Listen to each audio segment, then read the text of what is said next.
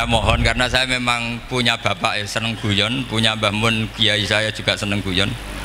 Karena beliau katanya gini, nak kiai ra guyon kok dianggap gak bahagia aja. Sake panitia dikira kurang sangu gitu katanya. Sehingga ajarannya beliau memang sementing orang Islam itu pokoknya guyon ketok bahagia dengan Islamnya, bahagia dengan Tuhannya, bahagia dengan nabinya. Qul bi fadlillah wa bi rahmati fa bidzalika wal yafrah. Lah bahagia paling gampang ekspresinya nggih guyon niku. Ngetokno di alpat dadak repot. Ngetokno di dhuwit akeh ya dadak repot. Nak guyon nak murah nggih. Itu beberapa sahabat itu saking cintanya Nabi, itu cara berpikir kayak teman saya itu sering nasihatin saya, Gus ojo soleh nemen-nemen engkau nak ning swarga mari bareng Mbah Mun sungkan katanya. Jadi kalau terlalu soleh kan surganya sama guru-guru kita kan tidak enak itu. Kalian kalau di surga kan nggak kebayang mesti polanya kayak apa gitu. Lama punya istri tidak cantik, di sana apa? Cantik. Nah itu kalau jejer guru kan sungkan gitu. Jadi makanya kata teman saya, soleh pas-pasan ya Gus, ben swargane nggak sama siapa? Mbah Mun katanya, sungkan katanya. Nah ternyata pikiran itu juga ada di sahabat. Ya Rasulullah, saya puas-puaskan melihat engkau di surga. Kenapa? Saya tidak mesti masuk surga. Kalaupun di surga beda kelas dengan jenengan. Jadi para sahabat ya sadar, kalaupun di surga beda kelas dengan jenengan.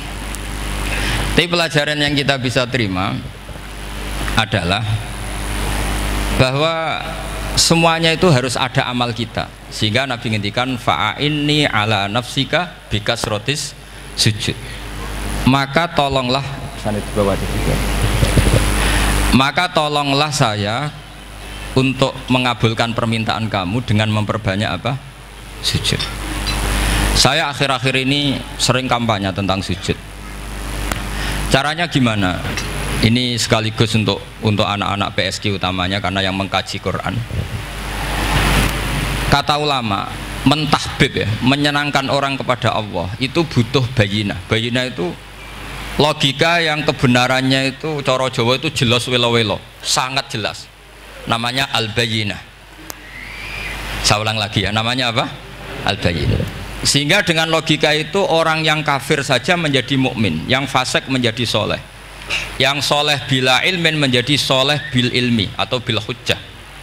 Itu yang disebut Allah lam yakunil ladzina kafaru min ahlil kitabi wal musyrikina munfakina hatta ta'tiyahumul bayyinah. Siapa itu rasulun minallah yatslu suhufam mutahharah. Jadi kemampuan argumentatif itu yang harus kita bela-belain. Saya di sini sangat terhormat karena saya bisa matur di depan Pak Kures. Saya dulu sering baca buku-buku beliau.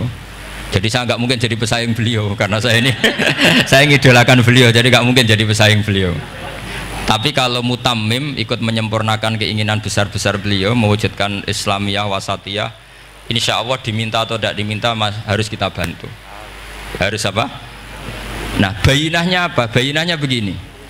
Bayinah itu satu argumentasi yang jelas begini. Ada seorang ekstremis gitu, singkat cerita mau ngebom tempat-tempat maksiat. Yang maksiat ini orang-orang Islam juga.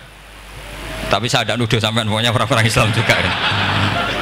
Terus ditanya sama orang yang Islam moderat, andaikan mereka nanti mati dalam keadaan demikian, aina masiruhum, lalu mereka kemana? Ya ilanar kata. Karena mati dalam keadaan maksiat. Terus ditanya sama yang moderat tadi, moderat soleh maksudnya, bukan moderat liberal, moderat soleh.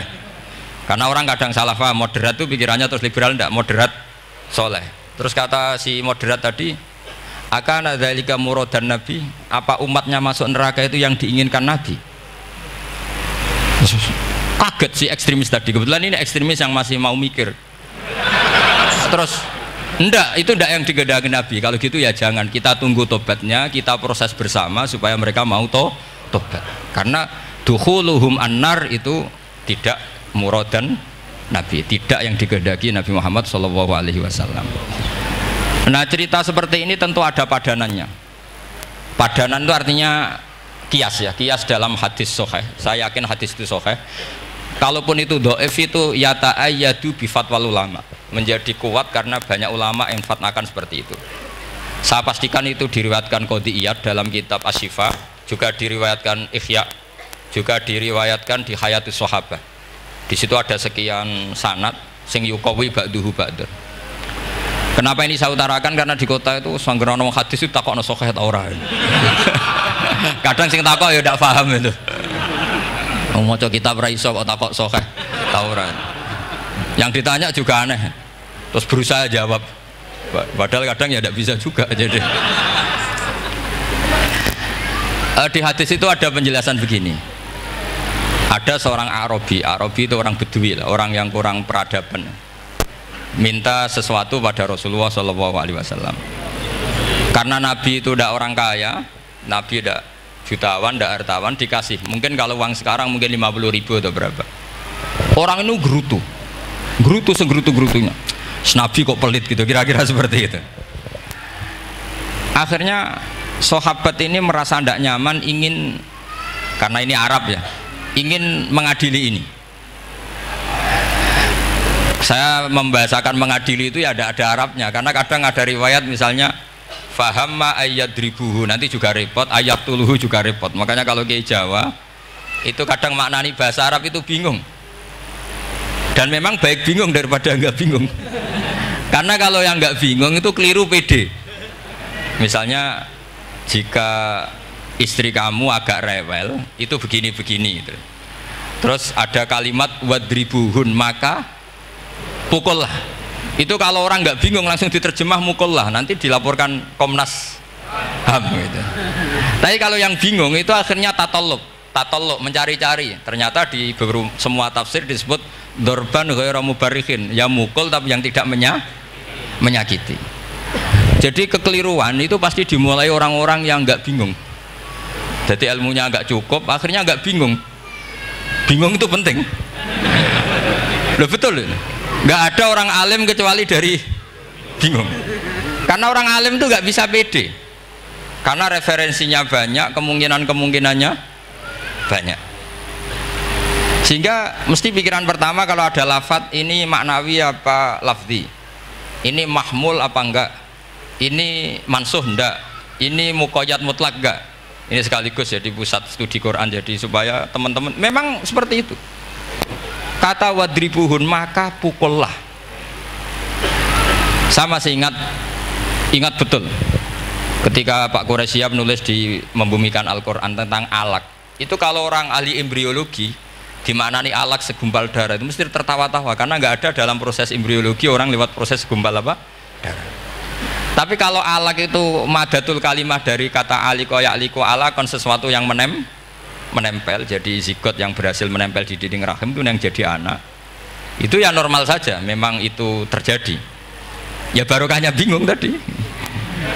Atau alak dimaknani segumpal darah tapi min haitsul jinsiyah. Artinya haitsul jinsiyah itu sejenis ini, jadi bukan di proses embriologinya tapi di jenisnya, supaya orang tidak sombong diistilahkan min alak, tapi maknanya min jinsil alak, bukan alaknya tapi jenis alak.